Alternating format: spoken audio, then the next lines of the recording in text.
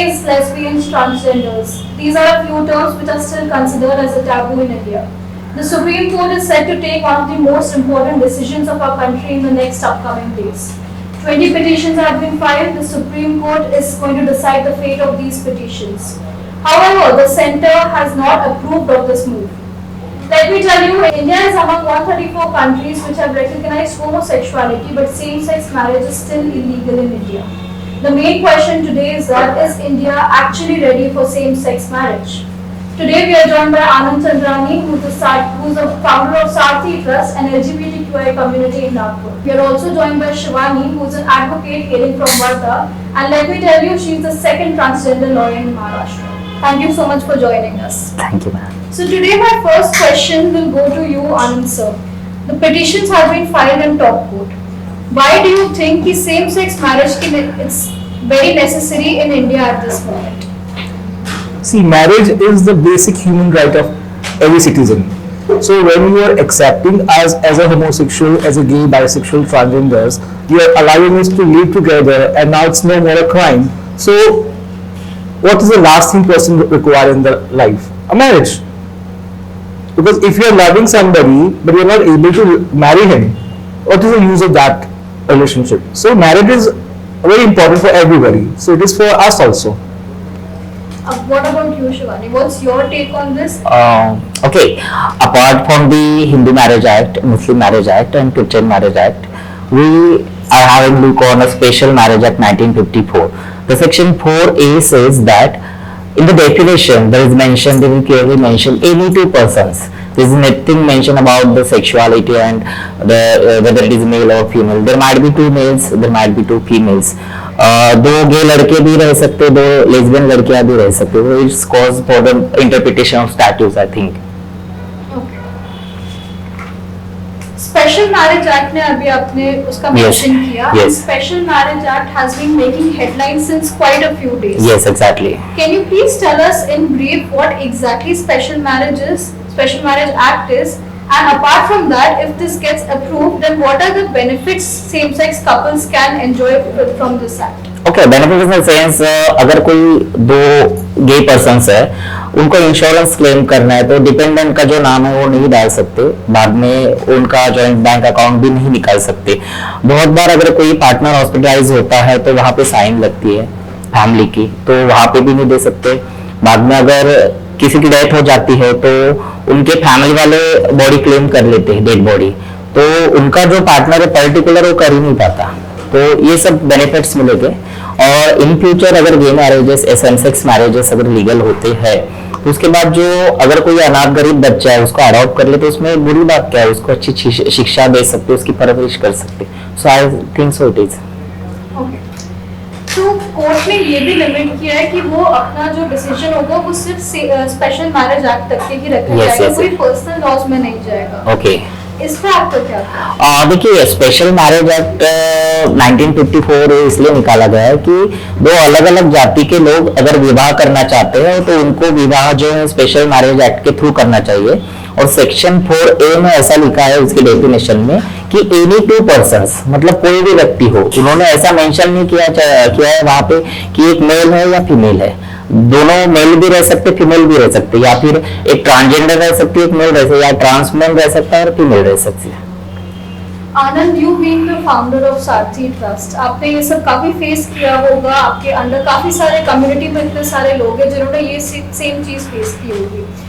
अभी recently national commission for protection of child rights NCPCR जो है, उन्होंने ये कहा है कि अडॉप्शन अलाउ नहीं करेंगे सेम सेक्स कपल्स को because it will affect the children. आपकी कम्युनिटी में कोई ऐसे लोग हैं जो चिल्ड्रन अडॉप्ट करना चाहते हैं but they are not getting a chance to, and इस पर आपको क्या कहना है? देखिए, जो नेशनल कमीशन ने जो कहा, मुझे इसका बेसिक समझ नहीं आता कि उन्होंने क्या कोई रिसर्च किया है, किस बेसिस पे स्टेटमेंट दिया है. उसका अगर आप उल्टा देखिए तो जो Delhi commission for child protection rights है, उन्होंने अभी सुप्रीम कोर्ट में एप्लीकेशन फाइल किया है in favour of same sex marriage and adoption. So government की दो एजेंसी ही आपस में अभी इस तरह से स्टेटमेंट देती है, तो मुझे नहीं पता कि क्या उस पर होना चाहिए. और बच्चे अडॉप्ट करने के लिए मेरे पास बहुत सारे लोगों के फोन आते हैं कि हमें बच्चा अडॉप्ट करना है, हम कैसे करें. तो अभी लीगल नहीं है, तो हम तो अभी उनको बोलते हैं कि वेट कीजिए, जब आप लीगल हो जाएगा तब अप्लाई कीजिएगा। तो अभी तो एट प्रेजेंट लोग हैं, लेकिन उतना नहीं है, क्योंकि अभी focus is more on marriage. Child adoption भी आएगा ही, नो डाउट, क्योंकि ये साथ में जुड़ा हुआ है। और देखिए, मैं और मेरा पार्टनर, हम दोनों मेल हैं, हम बच्चा पैदा नहीं कर सकते, ठीक है। तो अगर हम किसी अनाथ बच्चे को अडॉप्ट करते हैं, हम दोनों कमाते हैं, हमारी इनकम डबल है, तो हम उसको अच्छे से बच्चे को परवरिश दे सकते हैं, हाँ। और इमोशंस तो हमारे अंदर आपके वैसे ही है ना, तो जैसे आप अपने बच्चे की परवरिश करेंगे, वैसे हम भी हमारे बच्चों की परवरिश करेंगे, और इस वजह से एक अनाथ बच्चे को घर मिल जाएगा, उसको अच्छी जिंदगी मिल जाएगी। तो मुझे नहीं लगता कि इसमें किसी को ऑब्जेक्शन होना चाहिए। सेंटर में ये कहा जा रहा है कि अगर ये चीज कोर्ट में नहीं डिसाइड हो सकती, ये चीज पार्लियामेंट में डिसाइड होगी, and they have termed it as urban elite concept. इस पे आपका क्या कहना है? अर्बन एलीट नहीं, तो आपको शायद जो लोग बोल रहे हैं सामने आके वही दिख रहे हैं, because if you see there are many LGBT people in the rural areas also, जिन तक हम नहीं पहुंचे हैं, तो सरकार तो बिल्कुल नहीं पहुंची है, क्योंकि अभी भी लोग थोड़ा सा सोसाइटी से झिझकते हैं, फैमिली प्रेशर में रहते हैं, तो खुल के सामने नहीं आते हैं। तो जब तक हमको आप जैसा जनगणना करते हो, वैसे गणना में अगर आप कोशिश करोगे कितनी संख्या है मालूम करने की, तो आपको दिखेगा कि हम बहुत बड़ी संख्या है। तो एलीट क्लास वाली बात कोई नहीं है। I know many people in the rural areas में, I every day I receive calls from there, messages from there, कि उनको घर में एक्सेप्टेंस नहीं हो रहा है, कॉलेज में या स्कूल में उनको बुली हो रहा है, किसी ने जबरदस्ती उसका रेप कर दिया है, या पार्टनर ने ही उसके साथ में रहना चाहता है, लेकिन घर वाले उनको नहीं रहना चाहते। खासकर ये होता है लेस्बियन लड़कियों के मामले में, कि एक तो लड़की ऊपर से लेस्बियन, तो रूरल एरिया में ज्यादातर वो फाइनेंशियली इंडिपेंडेंट नहीं होते हैं, तो उनके लिए सर्वाइव करना बहुत मुश्किल होता है। घर वाले उनको जबरदस्ती घर में बंद करके रखते हैं, मोबाइल छीन लेते हैं, आपस में मिलने नहीं देते हैं, और उसके बाद जबरदस्ती किसी और लड़के से शादी करवा देते हैं। आप सोचिए, एक लेस्बियन लड़की है, उसको लड़कों में कोई इंटरेस्ट नहीं है, उसकी शादी आप करवा देते हो, उस बच्ची के साथ तो रोज बलात्कार होता है, उस बलात्कार की कौन बात करेगा? तो हम जा कहाँ रहे हैं? तो अगर आप सेम सेक्स मैरिज अलाउ करते तो मुझे आप नुकसान मिला के बताइए। हम कल्चर की बात करते हैं, नहीं, हमारे कल्चर में ये तो पहले भी था, ये तो 1860 में ब्रिटिशर आए, उन्होंने 377 में लगाया, तो तब से धीरे धीरे समाज में हो गया कि ये गलत चीज है, जबकि ये बिल्कुल गलत नहीं है। आप बहुत सारे ग्रंथ में इसमें क्लियर मेंशन किया गया है कि होमोसेक्सुअलिटी उस वक्त भी थी, उसके बीच में भी थी, लेकिन जब कानून आ गया, हमको क्रिमिनल बना दिया गया, तो लोग छुप गए, लोग बात करने से डरते थे। अब फिर हो रहा है कि हम लोग खुल के सामने आके बात कर रहे हैं, तो आज हम लोग को लगता है कि ये होमोसेक्सुअलिटी नया है, नया इशू है, या वेस्टर्न कल्चर है। नहीं, हमारे यहाँ पुराना में आप देख लीजिए, बहुत जगह पर उल्लेख है, खजुराहो के टेम्पल्स देख लीजिए, आपको वहां दिख जाएगा, कामसूत्र पढ़ लीजिए आप, उसमें भी आपको उल्लेख मिलेगा। तो सबूत तो है कि हमारे कल्चर में था, लेकिन ब्रिटिशर्स ने हमारे यहाँ पूरा चेंज कर दिया, तो हमारी मानसिकता भी वैसी हो गई। आज ब्रिटिशर्स ने अपने देश में कानून 50 साल पहले चेंज कर दिया, अभी हमने 2018 में चेंज किया है, तो उनके यहाँ शादी अलाउड हो गई, हम उनका कानून लेके आज भी चल रहे हैं, और लोगों को जीने का अधिकार नहीं दे रहे हैं। तो मैं भी देश का नागरिक हूँ, मैं भी टैक्स पे करता हूँ, मैं भी बाकी लोगों की तरह काम करता हूँ, तो मुझे भी मेरी जिंदगी मेरे तरीके से जीने का अधिकार होना चाहिए। Exactly. Shivani, coming to you, आपको क्या लगता है about this urban elite concept जो सेंटर ने कहा है, इस पर आपका क्या कहना है? Urban elite in the sense, जैसे इनका कहना है कि ये सब बड़ी सिटीज में ही पाया जाता है, ऐसा कुछ भी नहीं है। एज एन एक्टिविस्ट मैं वर्धा में काम करती हूँ, एक चित्तौड़ा करके विलेज है, बहुत छोटा है, वहाँ पे 2 लेस्बियन लड़कियों का प्रॉब्लम था, तो वैसे बहुत सारे विलेजेस वगैरह है वहाँ पे, मतलब है LGBT कम्युनिटी के लोग हैं, बट वो खुल के आते नहीं है। हाँ, जब हमें कुछ क्राइसिस होता है तब पता चलता है कि यहाँ पे भी एक कम्युनिटी है, और हमारा जो सर्वे रहता, वो सर्वे के अनुसार विलेजेस में भी काफी ज्यादा पॉपुलेशन, हिडन पॉपुलेशन है। तो ये कहना गलत रहेगा कि ये सिर्फ अर्बन कंसेप्ट है, अर्बन एलिट कंसेप्ट है। ये काफी रूरल में भी कंसेप्ट है, बट डिफरेंस वुड बी कि you know they are not ready to come out. Yes, जितना अर्बन में अभी आजकल एक्सेप्टेंस स्टार्ट हो गया है, the families are not going to accept them easily ना, because that is village, so what the people will say about it, so that the main issue. हमारे यहाँ तो इशू है ना कि लोग क्या कहेंगे, कोई भी चीज वहां नहीं, लोग क्या कहेंगे, यस आप बाल कटवा दो, कल बॉल हो जाओ तो आप बोलेंगे लोग क्या बोलेंगे। ऐसे तो हर चीज में हम लोग सोचते रहे कि लोग क्या बोलेंगे तो नहीं चलेगा ना। In connection to that, do you really think कि sex education also plays a very vital role जिसकी वजह से people are not able to come out in the society? Yes, sex education actually हमारे यहाँ जो कंसेप्ट है sex education, लोगों को सेक्स शब्द से ही बड़ा प्रॉब्लम है, Correct. अभी भी टैबू है इस चीज को लेके। तो हम अगर एजुकेशन नहीं देंगे बच्चों को सही तरीके का तो वो सीख नहीं पाएंगे, वो समझ नहीं पाएंगे कि उनकी बॉडी में क्या बदलाव हो रहे हैं। तो जब वो समझ नहीं पाएंगे तो एक अच्छी लाइफ कैसे जिएंगे। तो हमें बचपन से ही बच्चों को सिखाना जरूरी है। हाँ, अगर सेक्स शब्द जैसे प्रॉब्लम है तो आप उसका नाम कुछ और रख लीजिए, लेकिन एजुकेशन तो लोगों को मिलना चाहिए, बचपन से ही पता होना चाहिए। आज हम भी जो होते थे तो हमें ट्रांसजेंडर से डर लगता था, अब हम बड़े हो गए, हम जो सब काम कर रहे हैं साथ में तो कोई फर्क नहीं है, एनवायरमेंट में कोई फर्क नहीं है। तो हमको बचपन से डराया जाता है कि ये लोग गंदे हैं, ये लोग गलत है। तो सोच कैसे बदलेगी ना। आप पहले से बोले कि वो भी एक आम इंसान भी इंसान है, वो भी हमारे जैसे लोग हैं, उनके भी इमोशंस सेम हैं, तो डेफिनेटली एक्सेप्टेंस आएगा। Correct. आजकल की पीढ़ी आप देखिए, आजकल की पीढ़ी में काफी एक्सेप्टेंस है। मैं जब छोटा था तो कहा इस बारे में कोई बात ही नहीं होती थी। आज हम यहाँ बैठ के ओपनली डिस्कशन कर रहे हैं, सुप्रीम कोर्ट में इतना सब कुछ हो रहा है, मीडिया बहुत अच्छा वो प्ले कर रहा है कि लोगों तक बात सही बात पहुंचा रहा है। तो जैसे हमारे यहाँ पहले सती प्रथा थी वो खत्म हुई, बाल विवाह था वो खत्म हुआ, इंटरकास्ट मैरिजेस अलाउ नहीं होते थे, सब धीरे धीरे समाज में बदलाव हुआ ना। तो मुझे लगता है कि ये सेम सेक्स रिलेशनशिप को जो मैरिज का मिलना चाहिए वो डेफिनेटली देगा। Okay. My another question would be to you, Shivani. Yes इधर काफी सारा कंफ्यूजन ये भी है, इनके सेम सेक्स मैरिज का वो एक्ट अप्रूव हो जाता है हाँ इन द हाँ कोर्ट, हाँ तो उसमें अब ये है कि should the age limit be 18 years की 21 okay, years? Let me clear it. As a lawyer I would like to say it कि जो दोनों अगर कपल गे है, दोनों समलैंगिक लड़के हैं, तो उनका एज लिमिट 21 होना चाहिए। अगर दोनों लड़कियां हैं लेस्बियंस, उनका 18 होना चाहिए दोनों का एज, इसलिए कि लड़के में प्यूबर्टी बहुत ज्यादा जल्दी आ जाती है।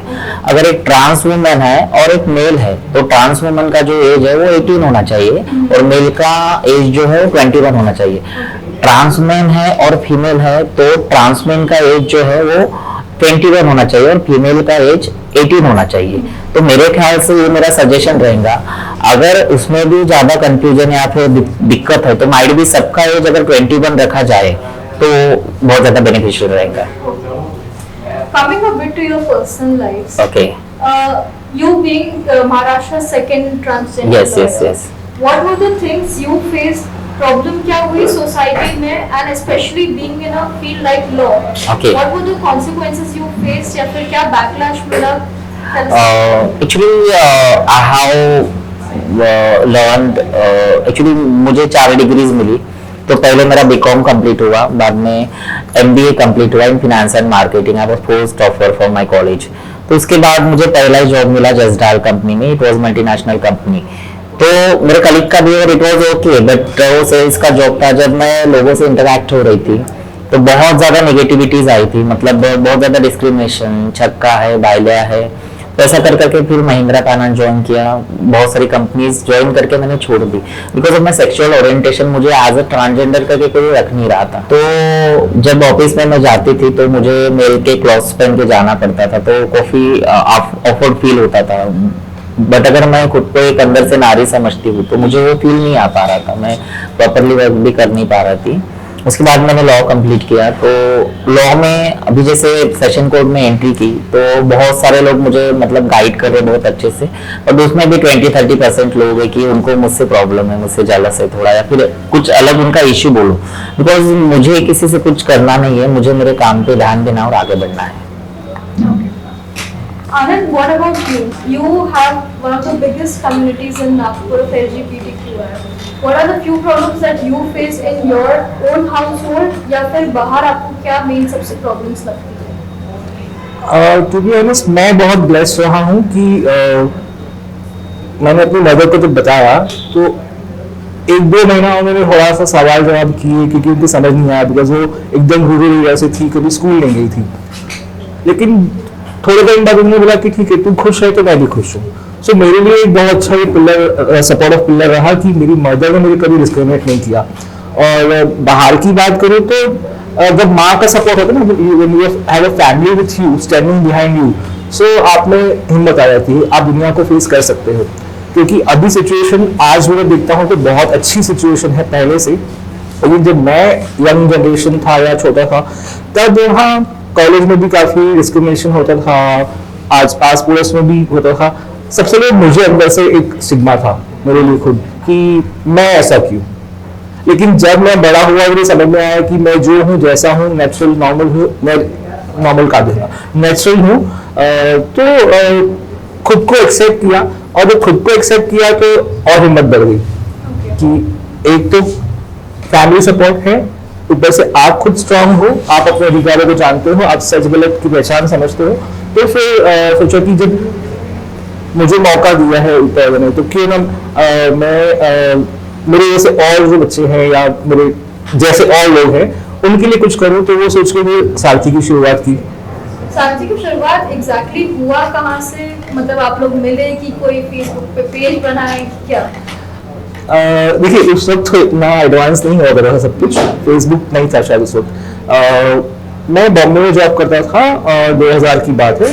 और वहाँ हमसफर ट्रस्ट जो है इंडिया का सबसे पहला जो LGBT ऑर्गेनाइजेशन है, वहाँ मेरी मुलाकात थी उनके आउटरीच वर्कर से, और उनके रिक्वेस्ट से मैं उनके ऑफिस में विजिट किया। और 5-7 बार जाने के बाद लगा कि ऐसी ऑर्गेनाइजेशन नागपुर में भी होनी चाहिए। तो मैंने उनसे रिक्वेस्ट किया था कि आप नागपुर में अपनी ब्रांच चालू करें। तो उन्होंने कहा कि practically it's not possible because distance बहुत ज़्यादा है बॉम्बे नागपुर। तो उन्होंने बोला कि आप क्यों नहीं चालू करते। तो दिमाग में कहीं बैठ गया था कि आप क्यों नहीं चालू करते। तो मैं 2002 में वापस आया बॉम्बे से। तो फिर I started talking to my friends कि can we do this, can we start an organisation. तो सबने हाँ बोला, लेकिन सामने आके नाम लेने को कोई तैयार नहीं था। So it took me almost 3 years कि नाम में लोगों का मिले मुझे और एक संस्था रजिस्टर करो। तो हम लोग प्रॉपर्ली चैरिटी कमिश्नर में ऑफिस में जाके रजिस्ट्रेशन करवा के finally we got registered in 2006। तो जर्नी तो काफी उतार चढ़ाव वाली रही है, लेकिन मजा भी बताया।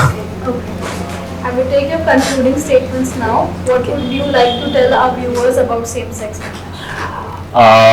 देखिए, जैसे वर्ल्ड में अगर देखा जाए 32 कंट्रीज में सेम सेक्स मैरिज जो लीगल हो गए हैं, उसमें से 10 कंट्रीज है जो कोर्ट रूलिंग है, और रिमेनिंग जो है वो संसद में निर्णय दिया। वहाँ पे कुछ ऐसी कंट्रीज है, जैसे मैं नाम लूँ तो आयरलैंड और स्विट्जरलैंड में जो वोटिंग्स करके उन्होंने ये जो है कायदा पास किया है। और ये नीदरलैंड करके 2000 में फर्स्ट कंट्री थी जहाँ पे सेम सेक्स मैरिजेस लीगल हो गए। अगर 32 कंट्रीज में है तो व्हाई नॉट इन इंडिया। जैसे आप देखते हो कि 6 सितंबर 2018 में जो वर्डिक्ट आया सुप्रीम कोर्ट से कि homosexuality is no more crime. अगर 18 साल के ऊपर लड़के या लड़कियां या आपसी सहमति से रिलेशनशिप रख सकते हैं सेक्सुअल, तो मैरिज क्यों नहीं कर सकते? हमारे रिश्ते को हम क्या नाम दें? ये रिश्ते को कुछ नाम होना ना, मतलब गवर्नमेंट सुप्रीम कोर्ट ने इतना अच्छा फैसला दिया है 2018 में, तो फैसले को और 4 चांद लग जाएंगे अगर सेम सेक्स मैरिजेस लीगल हो जाते हैं। तो in my view it should be legalised. मेरे हिसाब से सेम सेक्स मैरिजेस तो डेफिनेटली लीगलाइज होना चाहिए, क्योंकि it's a need of the time. और मेरे संविधान ने मुझे अधिकार दिए हैं कि मैं शादी कर सकूं जिससे मैं प्यार करता हूं। तो मैं अपनी जुडिशरी से उम्मीद रखता हूं, बहुत पॉजिटिव वे से उम्मीद रखता हूं कि डेफिनेटली बदलाव तो आएगा। वक्त लग सकता है थोड़ा, पता नहीं, फिंगर्स क्रॉस्ड कि कोई भी बदलाव आने में ना थोड़ा वक्त लगता है। ऐसा नहीं कि हम सोचे और तुरंत हो जाता है। तो जैसे 377 डिक्रिमिनलाइज हुआ तो उसके लिए हम लोगों ने काफी लड़ाई करी, अब जाके लीगल हुआ है 3 साल पहले 4 साल पहले। तो सेम सेक्स मैरिज भी हो जाएगा। I am very positive about it. Okay. So what do you think about same-sex marriage? Let us know in the comments below. Thank you.